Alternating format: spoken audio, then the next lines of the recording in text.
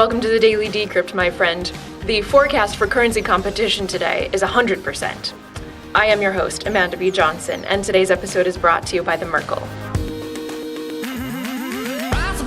If you've visited nodecounter.com recently, which is a site which tracks the node numbers and blocks mined by competing variants of Bitcoin, namely Core and Classic, this is the message you would have been greeted with. Bitcoin development has been bought out by a private company called Blockstream.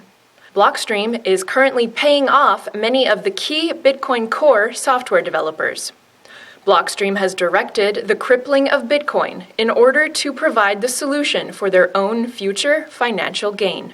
These Blockstream-paid Bitcoin developers for the Bitcoin Core software are enforcing a limit on how much information can be transacted in Bitcoin.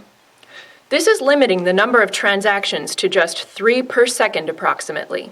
Blockstream is concurrently developing a solution to this problem called the Lightning Network. This solution is to be placed on top of the crippled Bitcoin network to allow it to scale. Blockstream will monetize the Lightning Network in the form of fees required to use their service.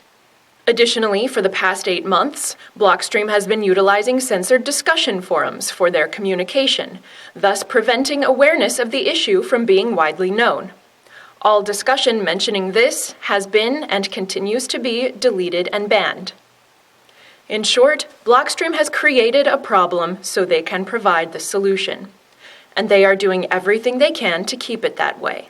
What we have here is a network in which users cannot be sure whether developers work for them or for someone else.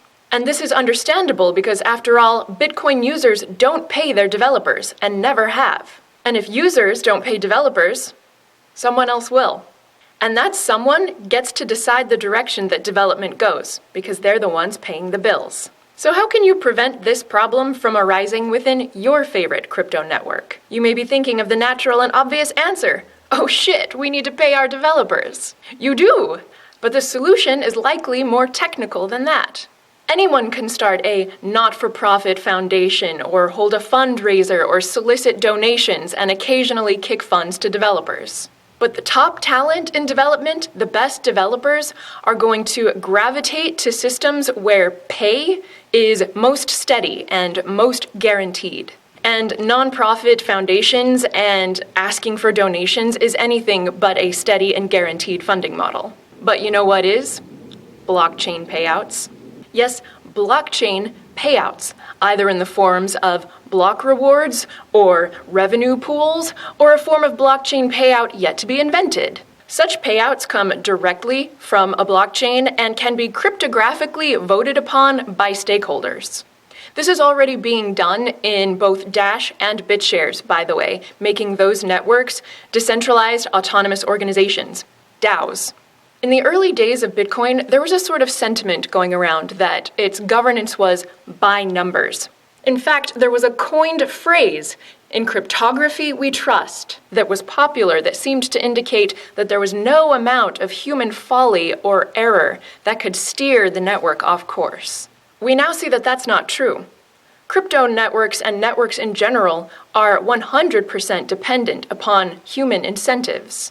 And a good way to start future-proofing your favorite crypto network against improper human incentives is to make sure that your developers don't have to go looking around for a steady paycheck. Adopting a sort of DAO model to cryptographically direct funds in development according to the wishes of stakeholders means that a blockchain works for its users, rather than the other way around. Today's episode is brought to you by the Merkle, a place to find technical analyses of all of the top coins, as well as tutorials on new crypto products, and even noob-friendly guides like what is a blockchain. You can get the Merkle's offerings sent directly to your email inbox by signing up for their newsletter at themerkle.com. Now leave a comment, why don't you? I'm serious, either here on YouTube, or on the Daily Decrypt subreddit, or somewhere on Twitter, because I am eager to hear your feedback. In case you haven't noticed, it's a little bit lonely here at the Daily Decrypt studios. So give a shout out, why don't you? All right, have a good day. Ironically, or perhaps not, in the decentralization of all of the things, governance is of the highest importance. And there are some good implementations cropping up out there.